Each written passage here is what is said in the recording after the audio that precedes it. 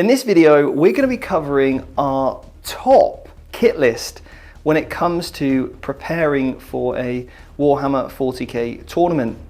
Now myself and the other guys at Vanguard Tactics have been to many events across the world, whether it was the LVO, the ETC or now WTC, and we've had just a huge amount of experience with that first time, not knowing what to expect, going out completely unprepared. So hopefully this video will just help you understand some of the things that we would recommend taking to a tournament so you can certainly make sure that you're fully prepared, because it can be quite a daunting experience that first time you go.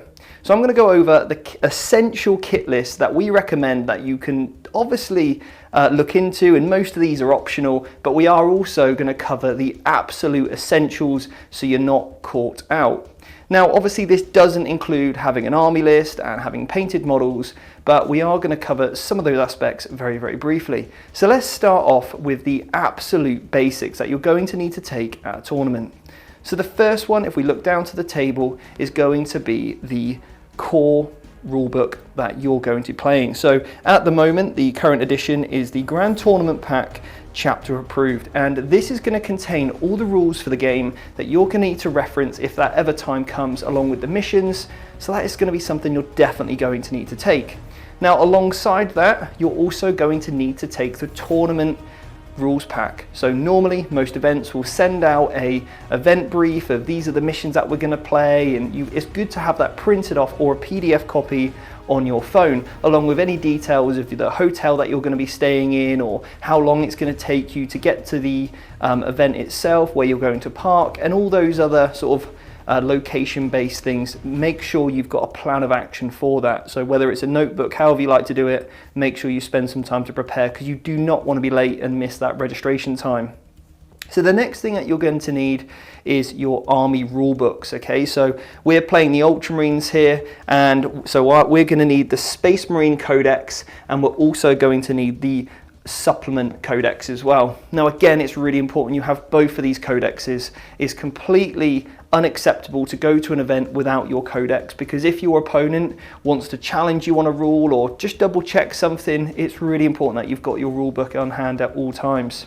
Now furthermore to that, you're going to need to know the FAQs for your army, or where to access them. So whether it's a digital device like your phone, the battle app, for example, the Games Workshop battle app, or going on Warhammer Community and printing off your army FAQs might also be a good idea, so then it's easy to hand if anything's changed from the rule books when they originally came out. So that's everything from a rules perspective. We've covered a little bit about the travel arrangements, so next up is actually the army itself. So here we've got the Ultramarines army. As you can see, the Ultramarines army is painted. We've got 3 different colours on there. It's based, and there's different regiments or different units are all identified. So it's very, very easy when you're on the table to know, for example, who's a sergeant and who's not. And they're identified in this army by having a red helmet. So simple things that just makes it super easy for you to know and your opponent what's what and who's who. And that's really important to make sure you're not going to gain an unfair advantage at the tabletop. So that's the army, and if you notice, it's sat on an army tray. Now this is obviously optional, but we find these army trays, and this is something that we've come up with at Vanguard Tactics to make sure that you can easily transport your army from one place to another and set it down on the side of a table. So the army tray is fantastic for that. Now in terms of getting your army to the actual event, then obviously we'd recommend taking a bag. Now this one is a fully magnetic case. Fantastic, you magnetize the bottom of your models, keeps all the models nice and secure, comes with a rucksack and loads of pockets to put all the other gear in you might need. This one is a foam based case, so each model fits in a foam tray. So again, both of these things, 2 different ways of keeping your army nice and secure and safe in terms of on its travels. Now the other things that you're going to need to play the game are obviously dice, ideally Vanguard Tactics dice, along with Vanguard Tactics merch, but the dice are the most important thing. So you're going to need a good selection of dice there, and then also these D12s or D20s, some way to keep track of command points or even wounds on models as well. So again, they're going to be crucial. A couple of pens obviously to track down your scores or make any notes that you need to. We've also got a measuring gauge here, so this identifies 9 inches, 3 inches, 1 inch, 2 inches, half an inch, all those different things to make it super easy to make sure when you're in combat and you're doing all the little minutiae elements, you can easily track that. We've also got a couple of tape measures because especially if you will break one. I've had that happen to me at so many events. I've broken a tape measure and I've been without.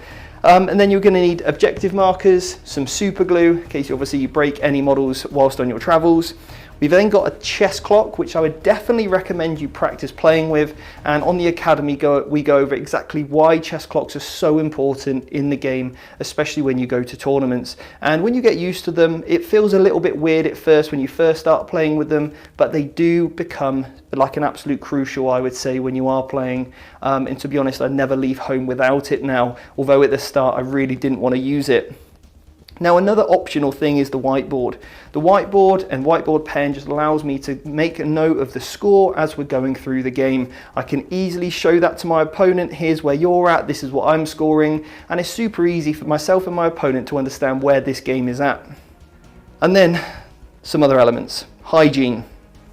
Nothing wrong with taking some deodorant with you, as it can get very hot in some of those halls, and also that would extend as far as any sort of PPE equipment that you might want, like face masks or hand sanitizer would also be a great thing to add in your go bag.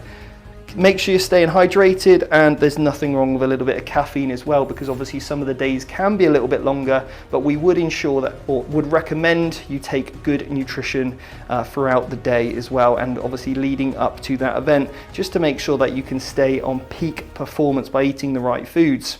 And finally, the last thing that you're going to need is your army list. And I would suggest what you do is have this printed out, as well as having a digital copy on your phone or device. And then that way you can have it linked up to the ITC.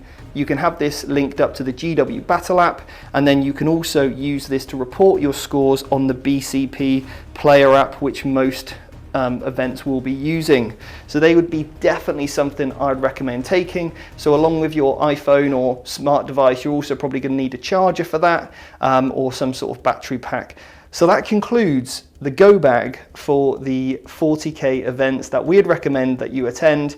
But if you are going to an event this year, we wish you the very best of luck. And if you need any help whatsoever, please let us know, and we'll see you on another video.